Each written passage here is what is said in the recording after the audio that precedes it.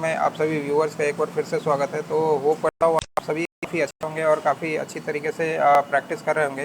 तो जो भी हमारे न्यू यूज़र्स हैं उनसे हमारी रिक्वेस्ट होगी कि जाए इस चैनल पे और लाइक और सब्सक्राइब कर दें, हमारे इस चैनल को देखें। चैनल के सारे वीडियोस काफ़ी इंपॉर्टेंट हैं और आपके जॉब वर्क को काफ़ी ईजी करेंगे। तो चलते हम आज के इस एपिसोड पे देख लेते हैं किस तरीके से हम अपने एपिसोड को आगे बढ़ाएंगे। तो ये हमारी एपिसोड 2 है। हमने एम एस एक्सेस की प्रीवियस एपिसोड जो रिलीज़ करी है उसमें हमने इंट्रोडक्शन देखा था कि एम एस एक्सेस होता क्या है और किस तरीके से वर्क करता है।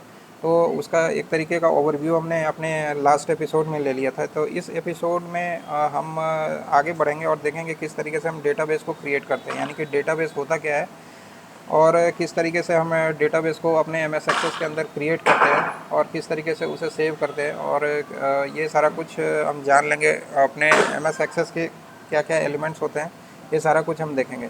तो सबसे पहले हम बात करते हैं डेटाबेस की। तो डेटाबेस क्या होती है?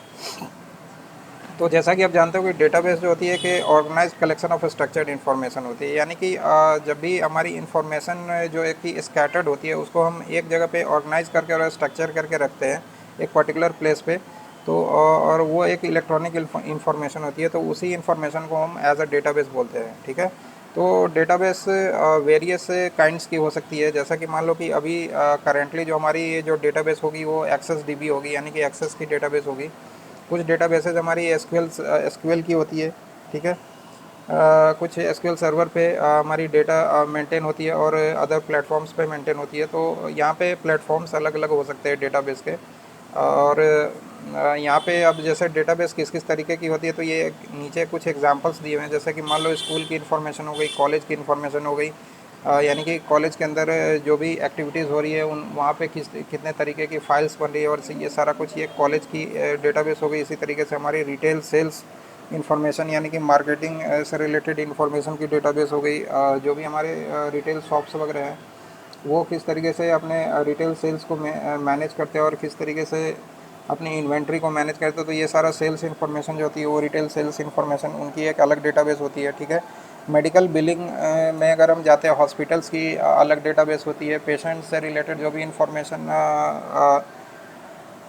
गैदर की जाती है और कलेक्ट की जाती है, इनकी अलग अलग डेटाबेस होती है। तो ये डेटाबेस के टाइप्स जो होते हैं वो अलग अलग हो सकते हैं और इनके अपने रिक्वायरमेंट के अकॉर्डिंगली डेटा अलग अलग तरीके से हैंडल की जाती है और यूज़ की जाती है। ठीक है।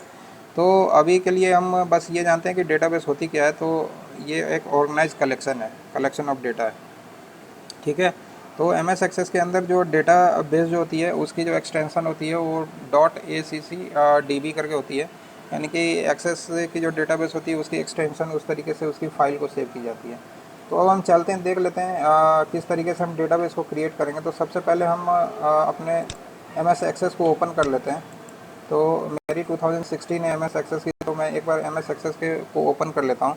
तो ये हमारी एक होम स्क्रीन आती है। जब भी हमारी पेज ओपन होती है तो ये हमारी एक होम स्क्रीन खुल के आ जाती है, जहाँ पे इधर इस साइड पे रिसेंट फाइल्स की इन्फॉर्मेशन आ रही है कि जो जो फाइल्स हमने रिसेंटली क्रिएट करी है या फिर ओपन करी है इस डेटाबेस से रिलेटेड, तो वो सारी फाइल्स यहाँ पे आपको दिख जाती है।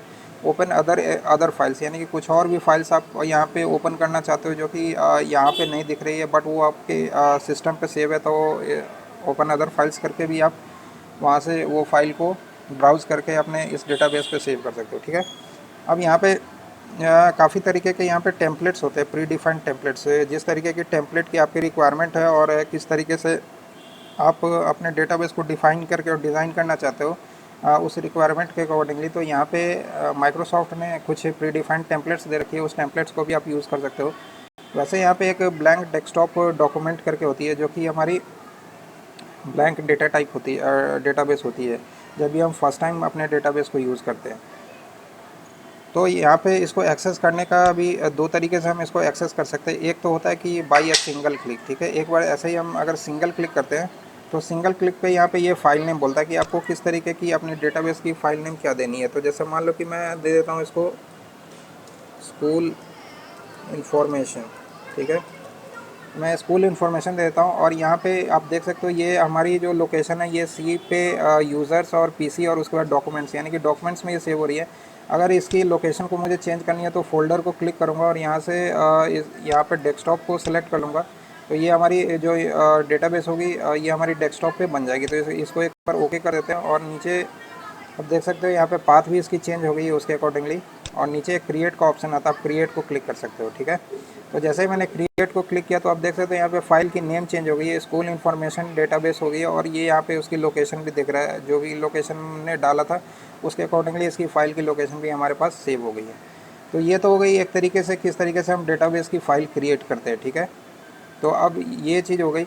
अब अगर मैं इस वाले विंडो को एक बार क्लोज़ करता हूँ तो एक बार और देखते हैं कि एक और क्राइटेरिया क्या है कि इसमें एक और क्या सिनेरियोज हो सकता है। तो जैसे मैंने फिर दोबारा से एक ब्लैंक डेटाबेस ओपन किया। ठीक है, अब यहाँ पे इस टाइम पे मैंने लास्ट टाइम जो है सिंगल क्लिक किया था, इस बार मैं यहाँ पे डबल क्लिक करूँगा। तो जैसे ही डबल क्लिक करूँगा तो ये मुझसे फ़ाइल की इन्फॉर्मेशन नहीं मांगेगा, ये ऑटोमेटिक। ये मैंने पीपीटी ओपन कर लिया, एक बार मैं दोबारा से एम एस एक्सेस को ओपन करता हूँ। ठीक है, तो इस तरीके से मैंने एम एस एक्सेस को ओपन किया और यहाँ पे इस बार मैंने सिंगल क्लिक के बजाय डबल क्लिक कर दिया। जैसे ही डबल क्लिक किया तो ये ऑटोमेटिक इसने फ़ाइल की नेमिंग ले ली, यानी कि डेटाबेस 8 से, और इसने ऑटोमेटिक जो है उसका पाथ भी अपने अकॉर्डिंगली सेट कर लिया और सेव कर दिया। तो यानी कि जब भी आप डेटाबेस को क्रिएट करो तो उसको सिंगल क्लिक करो, जिससे कि आप अपने अकॉर्डिंगली फ़ाइल की नेमिंग कर सकते हो और उसको अपने डिज़ायर्ड लोकेशन पे सेव कर सकते हो। ठीक है, तो ये चीज़ हो गई। अब इसमें जब भी आपकी डेटाबेस ओपन होती है तो यहाँ पे आप देख सकते हो ऊपर टैब, फाइल की टैब्स आती है। यहाँ पे 5 टाइप्स की टैब है, 1 2 3, यानी कि होम फाइल हो गई, होम हो गई, क्रिएट हो गई, एक्सटर्नल हो गई, डेटाबेस टूल्स हो गई, फील्ड्स हो गई और टेबल्स हो गई। ठीक है, तो ये सारी इस तरीके की फाइल्स। अब इन सब एलिमेंट्स को हम देखेंगे अपने आने वाले वीडियोज़ में किस तरीके से हम इन सब चीज़ों को यूज़ करेंगे।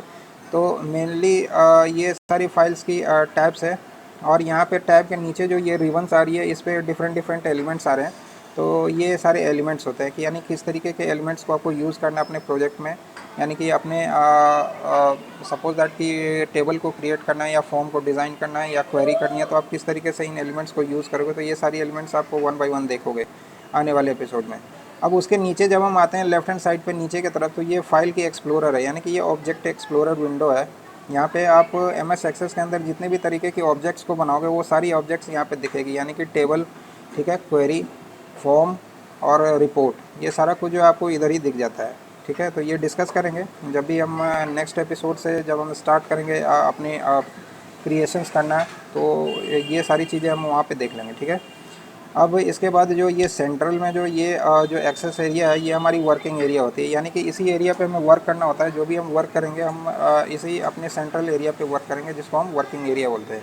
ठीक है, अब नीचे एक स्टेटस भी होता है, यानी कि अभी जो करेंटली जो हमारी व्यू है ये हमारी डेटा शीट व्यू है। ठीक है, तो अब किस तरीके से ये व्यू चेंज होगी हमारे ऑब्जेक्ट्स के सिलेक्शंस पे, तो ये सारा कुछ हम देखेंगे आने वाले एपिसोड्स में।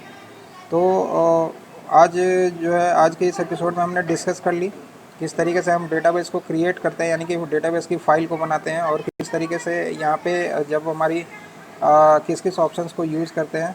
ठीक है, अपने इजी के लिए, अपनी यूज़ेबिलिटी के लिए, और यहाँ पे फ़ाइल के क्या क्या यहाँ पे टैब्स होते हैं, कि कितने तरीके के टैब्स होते हैं, क्या क्या इसमें इंपॉर्टेंट एलिमेंट्स होते हैं, और यहाँ पे ऑब्जेक्ट एक्सप्लोरर क्या होता है, वर्किंग एरिया क्या होता है, और इसका स्टेटस बार का क्या मतलब है। ठीक है, तो होप करता हूँ आपने एंजॉय किया होगा आज के इस एपिसोड को। तो बने रहे हमारे साथ इस चैनल पे, और देखते रहें आगे के आने वाले और भी सारे वीडियोस जो कि एम एस एक्सेस से रिलेटेड होंगे। तो तब तक के लिए thank you so much, have a nice day, bye bye, take care.